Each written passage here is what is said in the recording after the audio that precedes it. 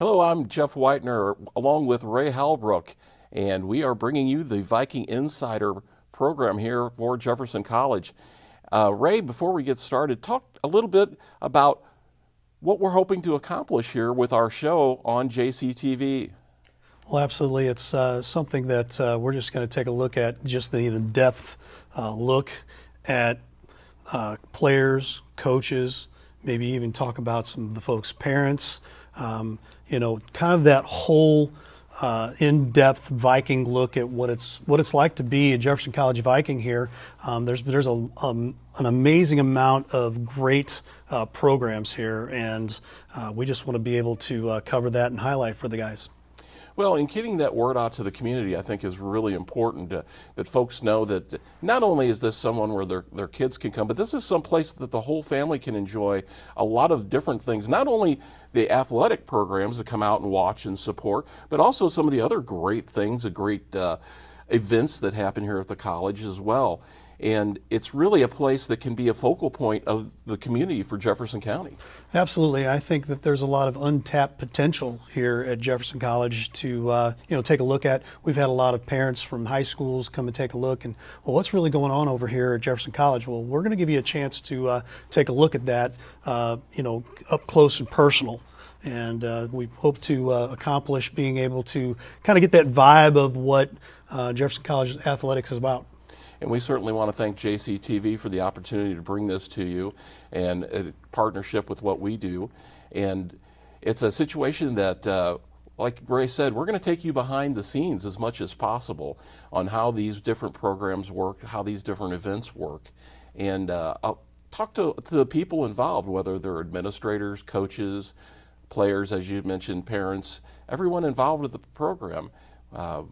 So we're delighted to be able to bring this to you, and it's an incredible opportunity, and we're looking forward to it. Absolutely.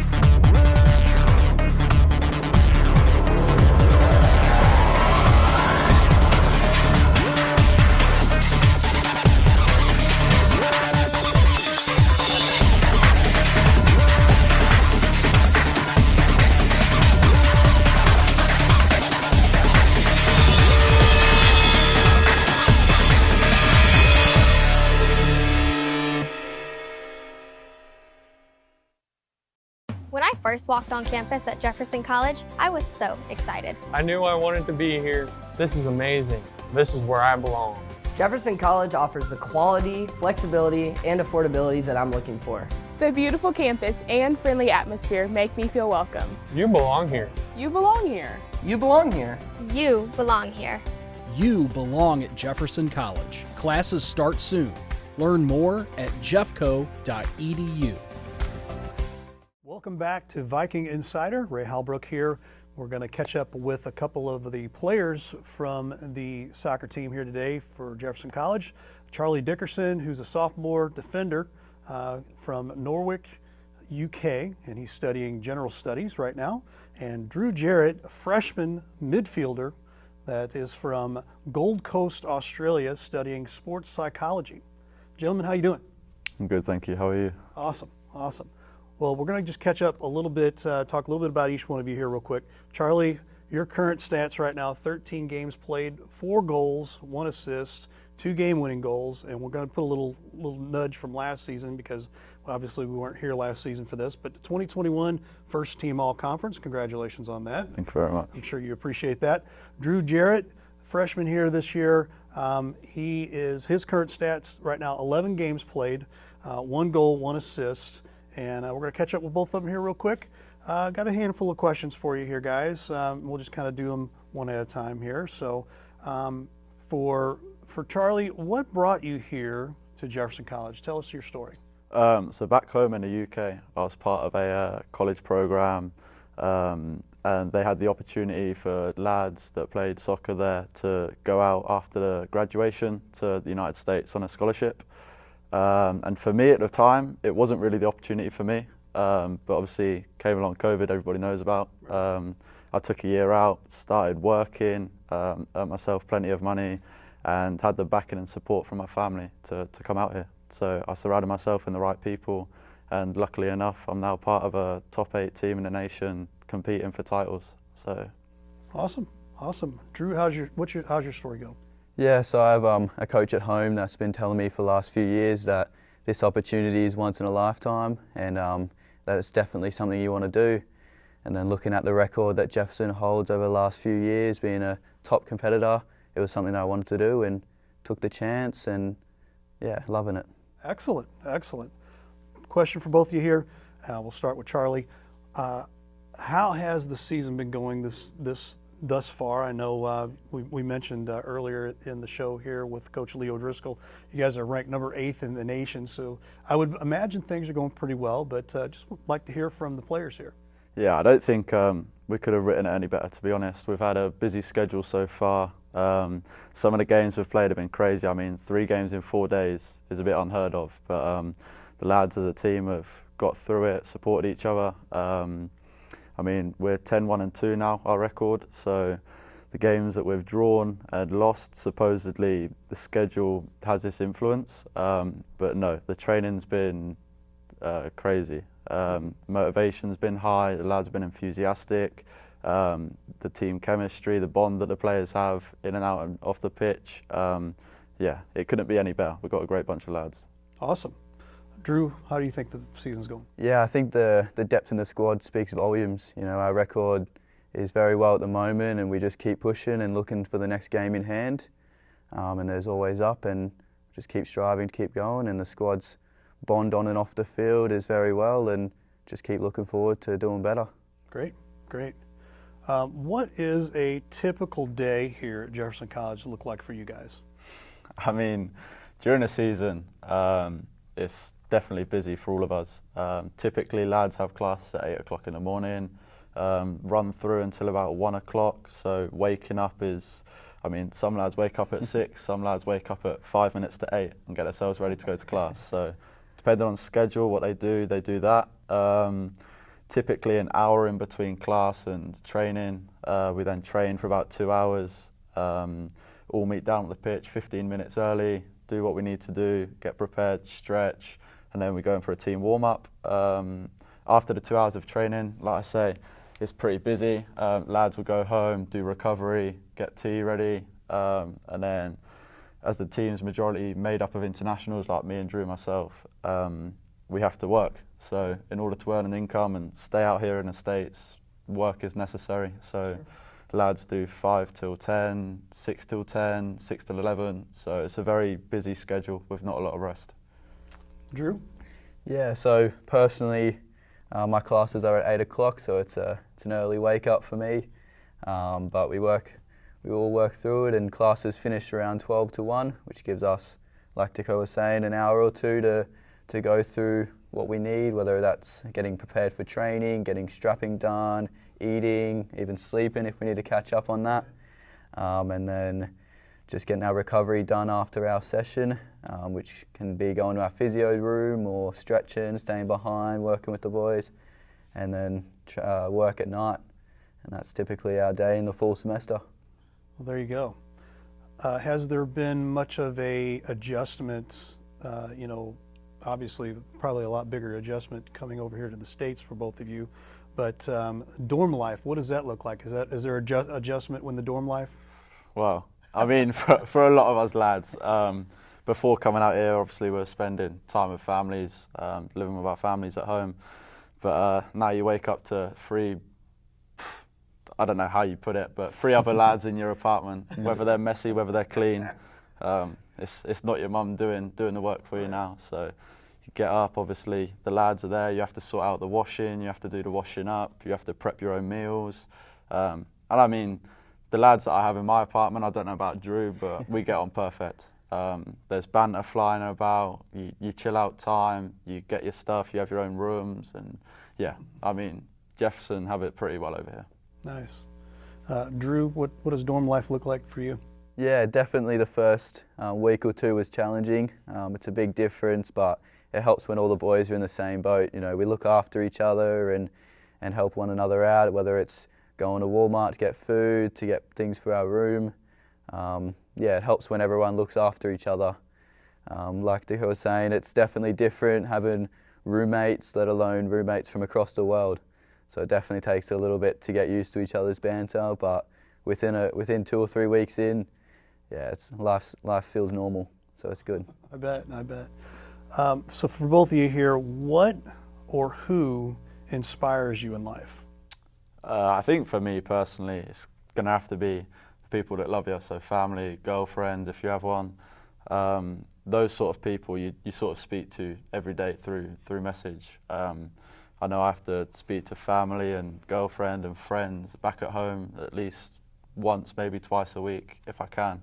Obviously the schedule's busy, so I mean they understand, like, I'm over here for a reason. I've got something on my mind that I want to succeed in, like, Sure. That's going to go towards it. But yeah, if you don't speak to your family and friends and people that you love, then it becomes difficult. So that's part of the schedule. Excellent. How about you, Drew? Yeah, so obviously my parents definitely influence me a lot and make me strive to be better and be the best person I can on and off the field. It is hard to speak to them with the time zone difference, being from Australia, but when I can't get a hold of them, the boys, like I said, we're all in the same boat, we're all in this together, and we're all here to be the best version of ourselves, and we definitely keep each other accountable. Absolutely. Final question for you, and we call it the Ray question. What is something that may be interesting about you guys that few folks know about? Could be a talent, could be an interest, a hobby. What is something that's interesting about you that few folks know about? All right, so I might hate myself for saying this, but I'm glad I've done it now. So no, when I was younger, obviously soccer was a massive part of my life, and it still is. On the side, I actually took influence from Rio Ferdinand, a player that played for United and well known, saying that dance and gymnastics and stuff like that was good on the side of soccer. So when I was younger, lads say I've got abnormal flexibility when we're stretching and doing yoga, but it comes from dance and soccer. So excellent. I wouldn't change it, to be honest. Great. How about you, Drew? Yeah, so obviously the culture is very different and unique in Australia, so not many of the boys know that I can play the native instruments at home, and that comes with the didgeridoo, and maybe if I get a hold of one day, I can show the lads how to play a didgeridoo. Well, if you get it, you got to bring it in, and we'll definitely record that for you. Might have to. Excellent. Well, gentlemen, thank you so much for being a part of this today, and we appreciate you just popping in for a quick second and giving us a little bit about your lives. Good luck to you guys going forward here. You've got a couple more weeks here, and the championships are right around the corner, so good luck to you both. Absolutely, thank you. That is Charlie Dickerson and Drew Jarrett from Jefferson Viking Soccer. At Jefferson College, community is an important part of who we are and what we do. We experience community as it unites us in our work and activities. We reflect community through an annual day of service as we give back to those we serve. We feel community, knowing we're part of something greater than ourselves. Our campus community is stronger than ever, and we realize community cannot exist without unity. Hello and welcome to Viking Insider. I'm Ray Halbrook, your host. Thanks for being with us today. Today we're here with Coach Leo Driscoll from the soccer team here at Jefferson College. Leo, how you doing, sir? Good. How are you? Great. We just caught up briefly here to talk a little bit about the first season coaching job this year. You've kind of jumped in all the way in here, kind of hands first all the way through. Currently, you guys are 10-1-2 on the season, ranked number 8 in the nation. And being your first season here at Jeffco, we talked a little bit about the amount of turnaround, which was very, very short. So take us through that a little bit. Well, my wife is from St. Louis, or the St. Louis area, so eventually we were going to come down here, and a job came available, or the job came available in the summer. When I dropped my name into the hat, it kind of put us on our toes, whether or not we were kind of deciding, should we tell people that we possibly could be leaving or what. It ended up working in our favour. A super quick turnaround. We had to put our house on the market, which just sold officially last week. Great. I had to tell all my previous players, all my previous management that this was happening, then come here, introduce myself to the new ones, both players and management again, and kind of familiarise myself with the policies that are different here and the facilities. The big bonus being here is that everything is on campus. So a lot of the changes that I had to make didn't involve finding transport, getting to know people in the area straight away because it's all right here on campus, which made things a lot easier for sure. Yeah. You're originally from Huddersfield, UK. Now tell us where that's at. So it's kind of between Manchester and Leeds. Okay. In the north part of England. And it's very pretty, Yorkshire, God's country they call it. Not too dissimilar to the landscape that's right around us here in Hillsborough. Great. But yeah, it's a nice place, but not nice enough for me to want to go home to. Oh, well, there you go. You're a graduate from Missouri Valley College and also North Iowa Area Community College, and you've kind of coached in both places as well. Give us a little background on that.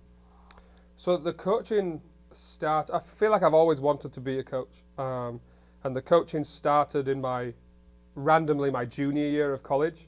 I had some options to go NCAA and didn't get the eligibility, and then when you file through the NAIA, they just kind of follow suit from whatever the NCAA says.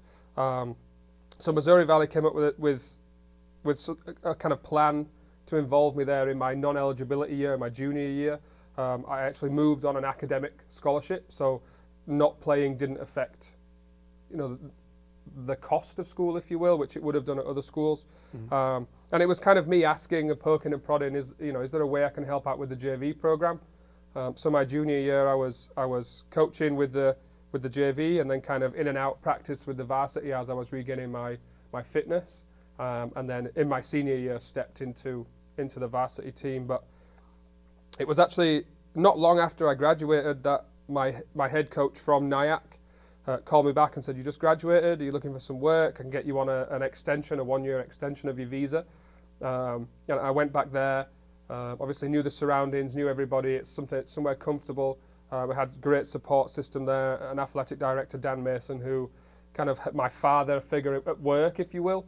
And we kind of set things up there with the men, worked closely with them. And then very quickly, when I got there, they announced that they wanted to start women's soccer and they wanted to go through the hiring process and kind of find somebody. And again, I just kind of said, I'm right here. Like, I think I'm ready to do it.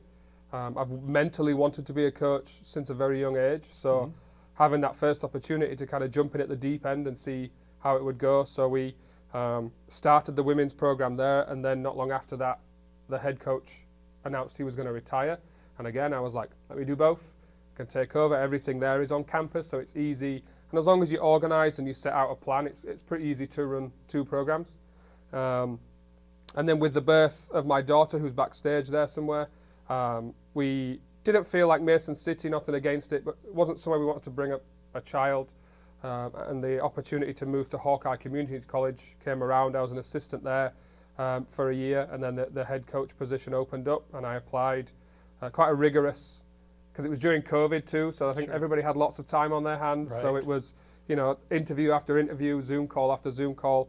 Managed to work my way through that, and then had 2 successful years, I would say there. Some heartbreak along the way, losing, in the final stages of the season, if you will. But set myself up nicely there, I think, to kind of prove that I can take a program, I can help move it forward.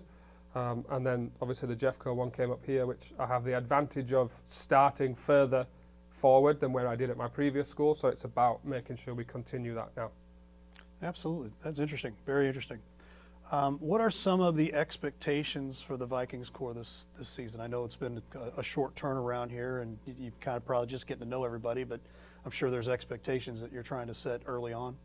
Yeah, I mean, I called a few rival coaches now. I guess I could call them rivals, but at my previous school they weren't rivals because we were a different division, and kind of told them about my interest in this position, and they said, with the right coach, with the right support, with the right players, it's a top 10 JUCO team in the country, one of the best in the country. And so the expectations that come with that are winning conference, which we did this year, so it's just a box ticked because it's an expectation. Right. We walk weirdly enough straight into the regional final because there's only one other team in our region. So I think the expectations are to at least make districts, and that's when you come up against some of the other best teams in the country because the Iowa conference is so strong, one of the Illinois conferences is so strong. So the expectation has to be districts, and then it's who's best on the day. win or go home basically at that point. So we are fulfilling expectations right now. There's still some goals as a group that we have that we want to work through. But right now it's, we're on track, if you will. Great, great. Has there been much of an adjustment coming into this season, taking over as a head coach from previous jobs? I would say it's actually kind of a mixture of both of the previous jobs I've had kind of merged together. There's obviously quite a few differences, but it's a mixture of stuff that I had going for me at Nyack and that I had for me at Hawkeye, and it's kind of bringing those together. The adjustment has been more on a personal side. Obviously, moving with a 4-year-old is never easy, who doesn't really understand what's going on. Luckily, we have, a really supportive family that kind of helps her settle in. The wife walked straight into a job, which was obviously another tension has been eased there, but we're still finding a house. I'm currently living separately from my family as we're going through the season. So the adjustment professionally it's just new faces, new people to work with, new guys to get along with. Unfortunately, there's no girls team, but it's just taken right off where I was, just with different faces on the field for me now. Yeah, you are segueing into my next question here. You will be the women's soccer coach this spring. What do you expect the balance of taking on both squads to look like? I think as long as you're organised and you've got it planned out, again, having everything facility-wise on campus means that if we should have to change, this is due course. So if something should have to change, Mother Nature gets in the way. Little things like that, games could get changed on the schedule. We have the ability to work around those things. This is my first year as a coach where I'm not involved in both programs. So this was the adjustment year for me, figuring out, I've got way more time. Do I use that to do this? Do I spend more time with the guys? Do I try and spend some time with my family? So that was more of the adjustment. And getting the girls back on board, it's something everybody's very excited about. And hopefully that will be successful and we can kind of take the steps forward on that side as well and make that as solid and successful as the men's side has been. Absolutely, absolutely. We'll talk a little bit more about like the recruiting process, because I know usually during the off season, you have the time to do recruiting and, taking a look at people. What's that going to look like now that you've got both the men's and the women's team? Maybe it's twice as much work, but it's, recruiting, it's fun because you get to meet people.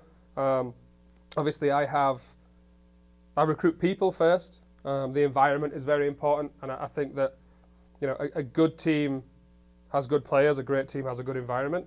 So we kind of try and work as much as possible with trying to weed out people's personalities to see if they would fit. I wouldn't be going to watch them, I wouldn't be speaking to them on FaceTime if I didn't think they were good players, but it's about finding, what's their family like, how supportive are they? Are they going to be trying to get involved and sending me emails? And, it's very important that you recruit full packages. Right. The guys' side, if you look at the roster, majority of it is international.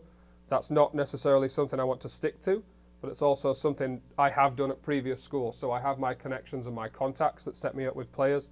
But I am looking, obviously St. Louis is a fantastic soccer city, not just in the Midwest, but in the country as a whole. So trying to get some of the guys out here, and you put yourself in the shop window from that aspect of things. On the girls' side right now, it's getting out. I'm, 1 or 2 evenings a week, I'm out at one of the many complexes that we have around the city, trying to introduce myself to coaches and kind of put myself out there a little bit to gain connections, if not for the near future, as we go and try and build something here, that we've got people involved and that want to be involved in, sending players to help build this program back up. So it's talking as much as possible, which, I don't mind doing, getting your face out there. I have a very supportive wife back home who understands now. It's taken her a few years, but she understands the realms of being a coach, and there is no real off season. Just your point of direction of what you're doing changes, if you will. So she's, fantastic. My daughter absolutely loves being around the program, coming to watch, setting up on game day. She'll be at practice this afternoon, kind of kicking the balls around with the guys. So it is just trying to recruit the right people, not only for the program, but for Jeffco too. We don't want Jeffco to be anybody's last step. It's a step to go on. It's the start of your education. It's the start of your US soccer career if you are coming from out of the country. And it's just building a program that we want to sustain. And I also see real success in it being the soccer program, not the women's team and the men's team. We're a program together. I'll try and schedule games as much as possible against the same team on the same day, try and keep us together. Team bonding is easier when you have two teams because they don't spend every minute of every day with each other. So it's important that the right people first, what you're getting into the program, and that makes everything else after that easier. Absolutely, absolutely. Final question for you here, Coach. Who's someone you look up to, or do you have a mentor in your life? A mentor now, personally, it's my dad. I've always, we haven't always got on, but he's always been the one who's come to every game. He was my coach for a long time as I was younger. He introduced me to going to watch Manchester United in the stadium and kind of getting that environment and that atmosphere in. And then, we talk every week still. But obviously at this stage of life, I'm asking him about house questions and DIY questions and car questions. So personally, it's always been my dad. I think the most influential person on me professionally would be Dan Mason, who I mentioned earlier. And he was kind of, like I said, my work father figure, if you will. Sure. He kind of kept me on track, would almost let me stray off sometimes to then teach me why I shouldn't be doing those things. And obviously, as a young coach, you kind of have to learn on the job as well, essentially. Right. So he was putting me in situations and seeing how I would do, giving me advice along the way. And then my previous AD as well, Ethan Crawford, he taught me more of the staying on top of your admin side, keeping it organised, which makes it easier. So there's lots and lots of people who I could name. I could go on all day, but I think professionally it would be those two. And hopefully Bob has some words of wisdom for me as we go along the way here as well. There you go. Absolutely. Well, we appreciate so much for you to stop in, pop by, and give us just a little background on yourself. Good to meet you and get to know you here a little bit. And good luck to you on the rest of the season. Absolutely. Thanks for having me. That is Coach Leo Driscoll from Jefferson College Vikings Soccer.